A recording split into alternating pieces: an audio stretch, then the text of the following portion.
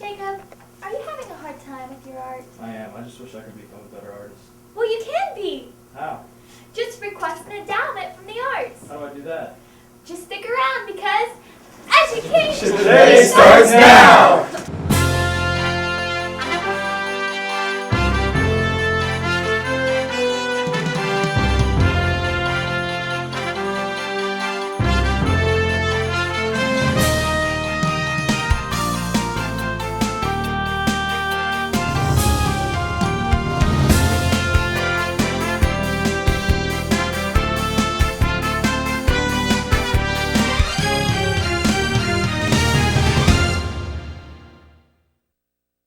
Welcome to Education Today.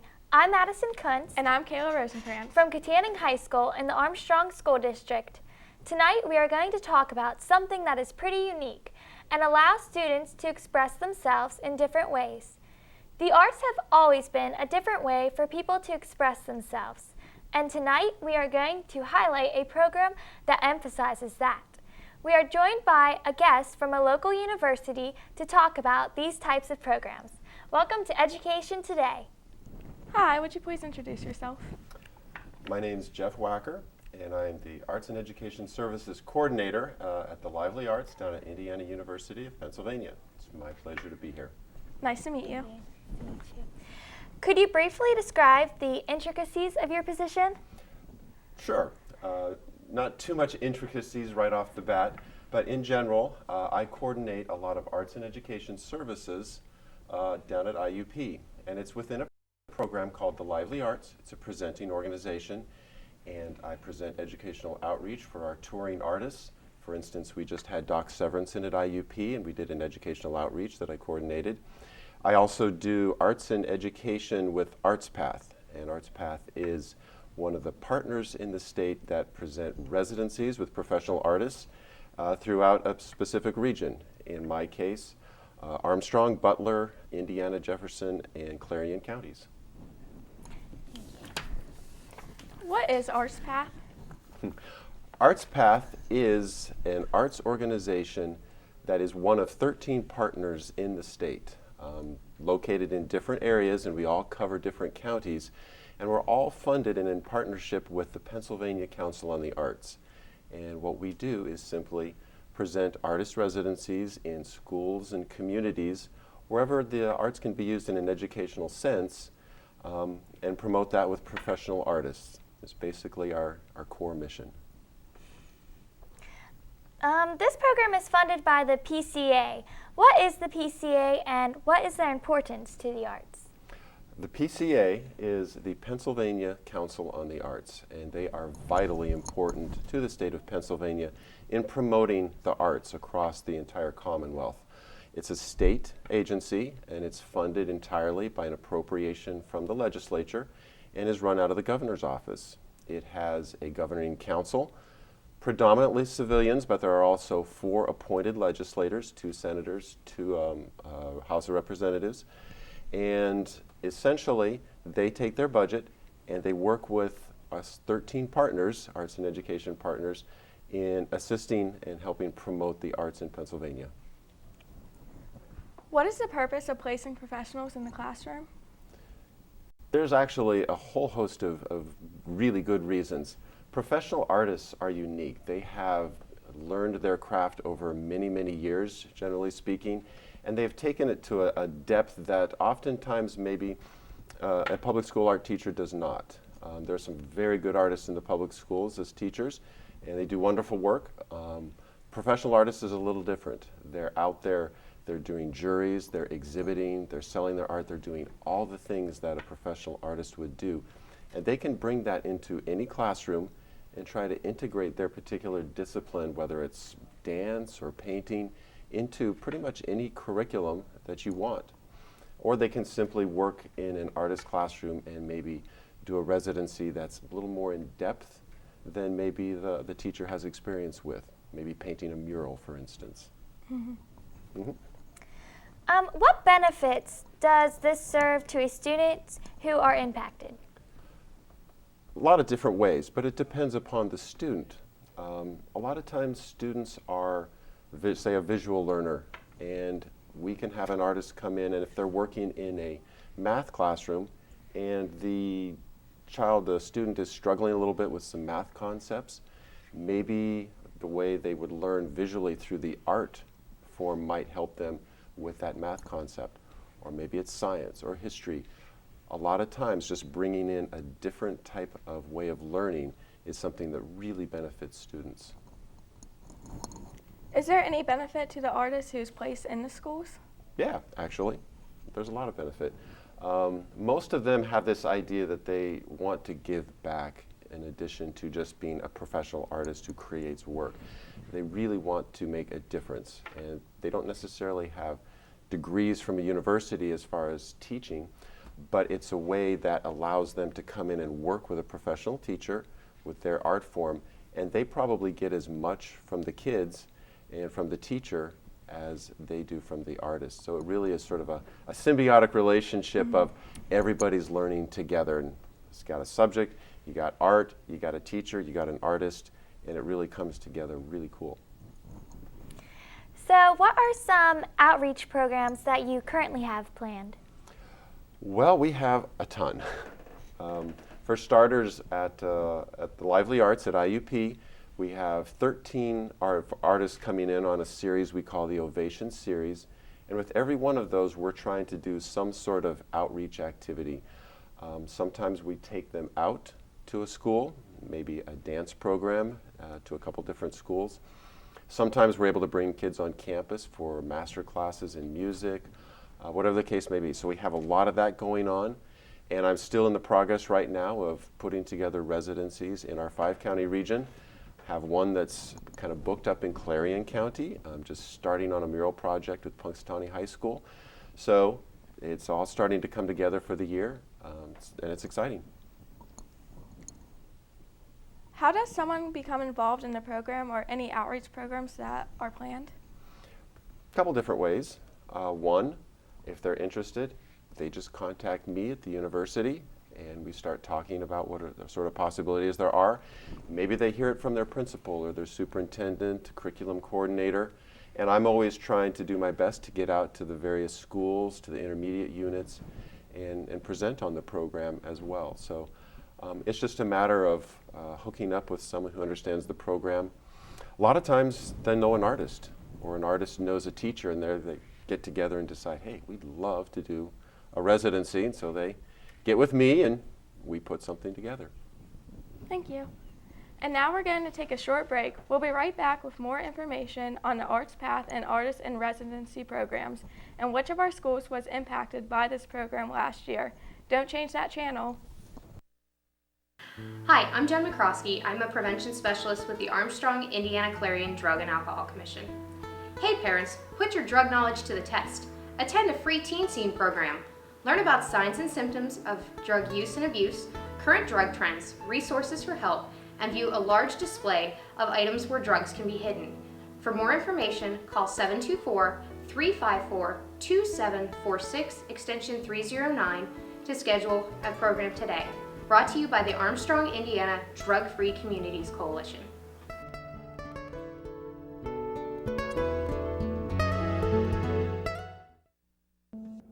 Before I came to IUP, I had no idea what college would be like or what role I would play or where I'd be in the future. But when I came to IUP, everything changed. I met people who really made me feel like I belonged. I had great classes at a great nationally ranked university. Hi, my name is Megan Miller. I'm a fine arts major, and this is my university.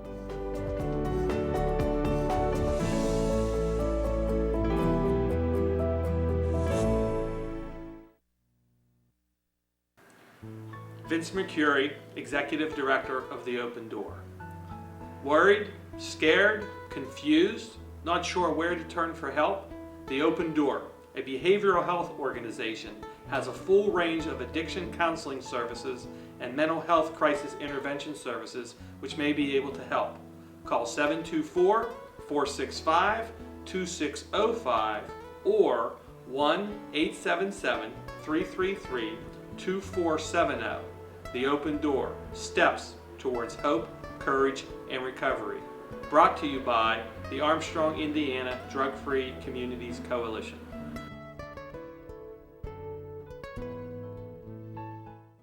And we're back with Education Today. Tonight we're talking with Mr. Jeff Wacker, who's the coordinator of Arts and Education Services at IUP. We are highlighting different arts-related programming that benefits the surrounding communities of the university. Now, where all does this programming reach to? For Arts Path, we reach a five-county area. That again includes Armstrong, Butler, Clarion, Indiana, and Jefferson counties. With the way the PCA has set up all of our arts and education partners, each partner covers specific counties and stays within those counties. So those are Arts Path's five counties. Interesting. Now, how many artists do you have involved? We have Arts Path, probably, I think about 20 artists that have actually come into the program through Arts Path. Wow. The way it works is each partner is responsible for rostering artists through their particular partnership, and they are then placed on what's called a state roster of teaching artists. And around the entire state, between all 13 partners, I think we have about 300 artists who are available to do residency work like what we do. Now, we actually had an artist in residence in our district late last year. You did? Could you talk about it? I can. That's with Mr. Jason Vineski down at Ford City Junior Senior High School, and it was in one of his general music classrooms. And we brought in a musician, artist Jeff Berman, who specializes in Appalachian folk kind of music and drumming. And so we took a look at how we could enhance his curriculum and what he was trying to do with jazz and various styles of music, going back over the history of drumming in Africa and South America, different regions, and relating that to the popular music that the kids listen to today, and kind of tie that together. It was really very successful. Now, what exactly is an artist in residency? An artist in residency is a period of time that a professional artist comes into a host site. Could be a senior center, could be a prison. Mostly it's the public schools, maybe a private school. And they spend time working with the population there. In the case of a school, they're working with students and a teacher. The residency, that obviously denotes that there's going to be a specific amount of time. We do residencies no less than 10 days, that's the minimum, and we've done them as long as 60 days that the artist is coming into the school. And most of them average probably 15 to 20-day residencies. And during that time, the artist works with the students. What happens before that, though, is probably the most important part, and that is the planning. So the artist and the teacher, myself, maybe some of the administration, the principal, we get together and using a planning form, it's got a whole bunch of questions on it. What's your goal and objective? Who's going to participate? What are your facilities? There's a lot of stuff there. We plan out the entire residency. And the idea is not so much that we produce a specific kind of piece of art at the end of it, but that kids are starting to understand the process of creativity. How does this relate to maybe the subject they're looking at? What is this thing called creativity? And they start to understand the process of getting from this point to this point. Yeah, at the very end, there's generally some sort of product, a painting, a dance piece that's been created, something, but the idea is to emphasize the process over the product in a residency. Now, how does a school become involved in one of these programs? They just contact me, and they may have an artist in mind. They may just want to do a residency or would like suggestions. Maybe they have something specific that they want to sort of support in their school, such as anti-bullying. Maybe it's 21st century skills. Whatever the case may be, then we can actually just sit down and talk about various ideas, select an artist, and once we've selected an artist, then we start planning and away we go. Now, what kind of costs are associated with this program, and can funding be received? Absolutely. It's a great question because, well, money always comes into play, doesn't it? It is a match program, and I have a certain pot of money that is specifically to support residencies. And I can, if the host site wants to do 10 days, they would pay 70%, I would pay 30% out of that little pot of money. If they want to do a 15-day residency, then it becomes a 40% for them and 60% for me. And that's why most people like to do 20-day residencies. One, it allows for a little more time and in-depth learning, but two, when it's 20 days or more, it's a 50-50 match, where the host site comes up with 50% of the cost and I come up with 50% of the cost. Residencies can be anywhere from maybe a couple $1,000s. We did one here in Armstrong County, a life-size bronze sculptor up at an elementary school. That was a $15,000 residency. Wow. But the teacher was very good about going out to different businesses and corporations and asking for some support to raise their portion of the funds. So it was a great partnership, but that's kind of the basic idea of how the costs work. Thank you. Sure. Who exactly are the artists that your program uses? A variety.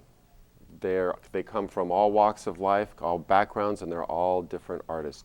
They're performing artists, literary, visual, you name it, that's what they do. Dance, painting, music, sculptor, folk arts, fiber, it runs the gamut. When you have 300 plus artists in your state roster of teaching artists, just about anything you can think of, we can find an artist. And the criteria is simple. They have to be really good. We're not going to place artists in schools who are not producing really great art. So there's an entire process of application, of interviews, reviewing their own work, an observation in a classroom. There's a lot that an artist has to do if they would like to be put on our roster of teaching artists. So first and foremost, fabulous professional artist. So now, can you explain what kind of services are being made available to help students? Essentially, it's the residency. But when the artist is in the school, they're not just working with these core group of kids in depth, they're there as a residency for the entire school. So there's different opportunities for other students to come by, talk with the artist, see them working. The artist can go into other classrooms and do sort of presentations on their art form, maybe connected to a particular class. They can offer professional development to teachers on how you kind of can use the arts as part of your particular subject in teaching. So there's a whole variety of ways. We like to say at Arts Path that we have infinite possibilities, and that is truly it. In 2 words, whatever you can imagine, I think we can put together and work with kids in residency situations and be creative about this thing we call the arts. Well, that's all the time we have for today. We'd like to thank our guest, Mr. Jeff Wacker, IUP's Arts and Education Services Coordinator, for taking time out of his schedule to join us here today. Our thanks goes out to the TV production students from Katanning High School, led by their teacher, Mr. Don Swanson. They were the film crew today. Please join us again next week for another look at the Armstrong School District. For more information about what's going on in the district, please check us out at the next time you're surfing the web. Have a great week.